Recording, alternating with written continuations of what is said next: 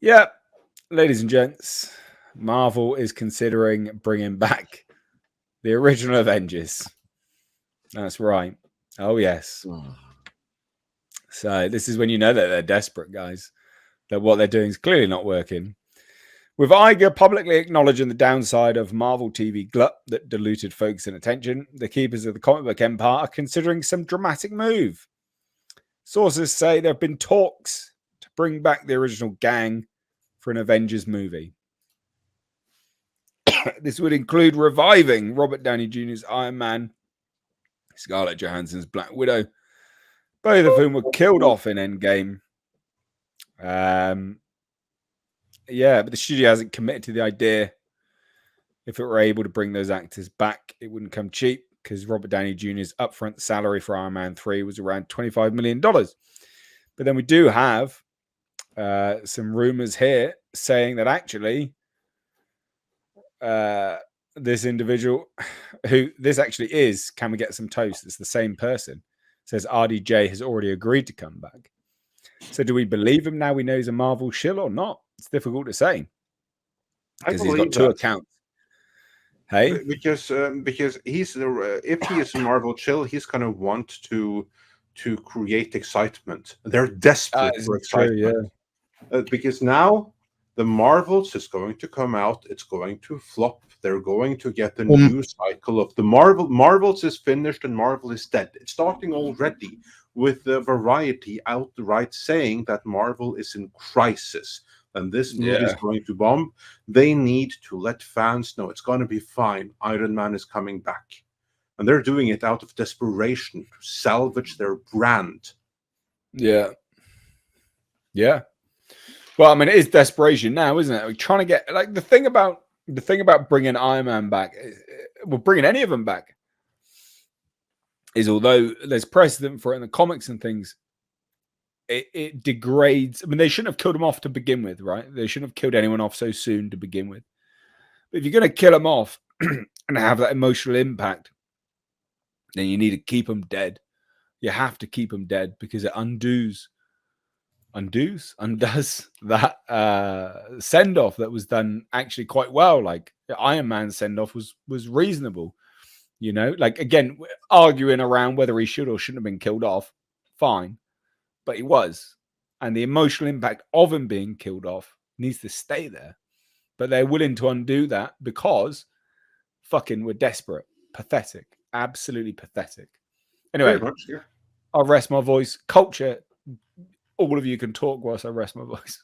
Oh, you bet. No, I'm with you 100%. I'm the wasted deaths are the side issue now. The water's under the bridge. The fact that nobody dies in Star Wars or Marvel's has removed all stakes, and it's made things far less valuable. It's made it the impact of those activities, those things, those actions.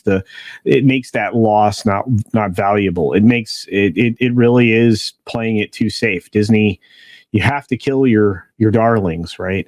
And Disney just doesn't do it, and because they can't. They're desperate to keep the audience's attention, so they have to bring back the characters that they killed off. They're going to try to use the multiverse Panderstone to make it happen. The Panderverse is exactly what it is. It's that whole concept of bringing back the better things, standing on the shoulders of better men with your terrible garbage. I mean, look at all of Marvel, look at all of Star Wars. Anything Disney acquires from outside, they destroy. I've yet to see them improve something they've acquired. Pixar, it took them longer to destroy. They got better with Marvel, after they just, and by the time they got to Star Wars, they knew how to wreck things really fast. So, I think about how many things it took Marvel before they got completely wrecked. So it's just, that's kind of the way that I look at it. I'm in a position where they have to. They're desperate to bring people back because they've made the Marvels a woman's brand. A woman's brand very quickly. Not as fast as they did Star Wars, but very quickly we become a female princess genre. And they're not even interesting or attractive princesses. They're boring, princesses. Iron Man had to work to get where he was. You got to watch his development to see him grow. Same could be said for Black Widow. We didn't really need her backstory, but she grew throughout all the Marvels and Iron Man films that she was in, from Iron Man 2 and 3 all the way up through the rest of it. Black Widow grew in that universe, and then they killed her. So it was way more valuable. It was more soul crushing because you lost RDJ and Black Widow, and they lost them so close to each other. And then who gives two shits about Chris douchebag, fucking Captain America guy? I mean, had he kept his mouth closed, he'd still be beloved, and I wouldn't have cared. I would have cared that he passed and vanished into old age. I'm kind of pissed, to be fair, that they even let that happen, because even he can be a douchebag and still play that character, but they didn't kill him off proper, and so sure, he's going to come back. I anticipate we're going to see them get the band back together, because it's the only thing that works anymore. Anyway, I've talked straight for 10 minutes. I think Andre should have a turn. Yeah, no. You know what it reminds me of? It reminds me of Picard. It reminds me of Obi-Wan Kenobi, where you already had franchises that were struggling, and so they brought back the big gun.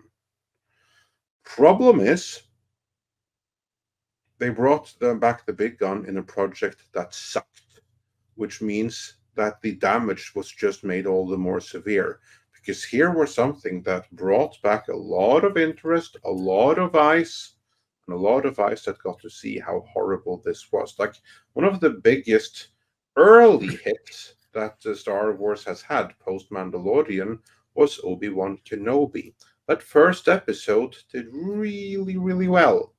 The last episode did really, really poorly, because the audience were lost along the way. Let's not even get started on Picard. I mean, the same thing there. Like, the first episode of season 1 did really, really well, because people were excited to see Jean-Luc Picard again. And then they quickly realized, what the hell is this?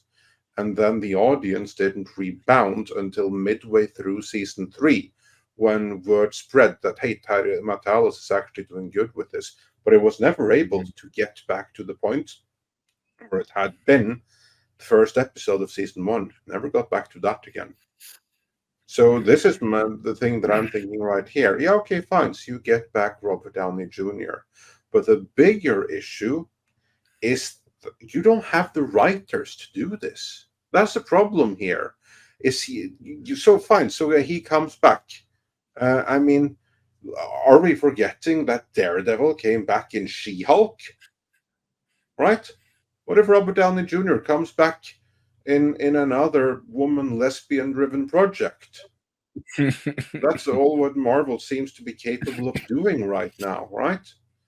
I mean, that would kill the MCU for good, because then they already brought out their big gun, and in the shittest project of all. That's where they really need to focus. They need to get a new brain thrust. They need to get a new control mechanism in. They need to make sure that their quality is on the uptick. And when they have done that, then is when they can start thinking of bringing in big guns. And then maybe they're going to have some scripts that are going to be appealing to be in. But until then, the only thing that bringing back the likes of Iron Man can do is compound the damage.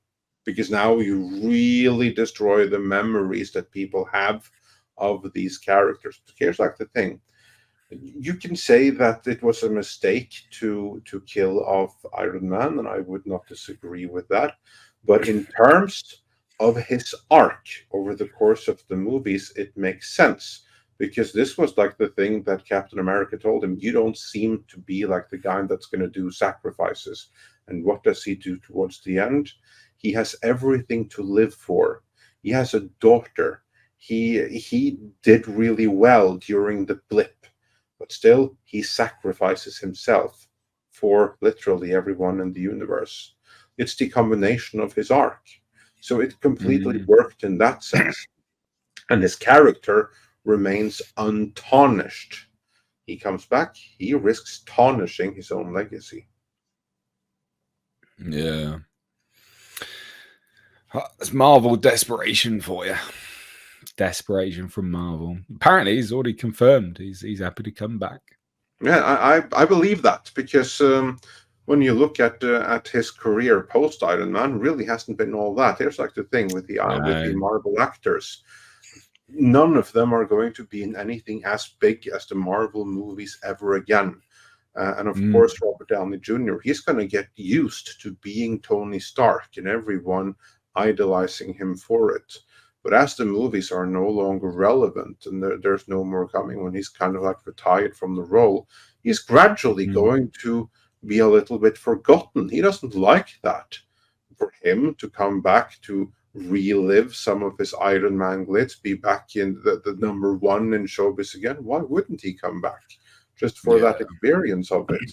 If he gets like, okay, I'm going to live the life of the hottest guy in Hollywood, and that, and even though that may be bad for the movie temporarily, like or for the legacy of the character, like Robert Downey Jr. is not that kind of actor. Christopher Lee is someone that would do that. He'd be like, nope, my character's dead. I'm not coming back because that my craft is that important to me. Robert Downey Jr. is a celebrity before he is an actor. He's a good actor, but he's a better celebrity. Agreed. Absolutely well, agreed. He's never been a movie star. He wasn't a movie star until he was Iron Man. People forget that. Exactly. Like people are always like, "Oh, he's a big star." No, he was a character actor. A character actor who got lucky when they decided to give him a shot at Iron Man. Before that, he was always second banana or the friend or you know, like he had a few starring roles, don't get me wrong, but he never had a huge hit. Chaplin was probably his biggest film outside of anything else he'd done up until the Marvel Cinematic Universe. Yeah. And with his legal career, his career was pretty much for the most part over. Well, that's what I used to joke about. I was like, he went from the guy who used to fall asleep in kids' beds to being on every kid's bedspread. Yeah. Yeah. Well, you're not wrong. You're not wrong.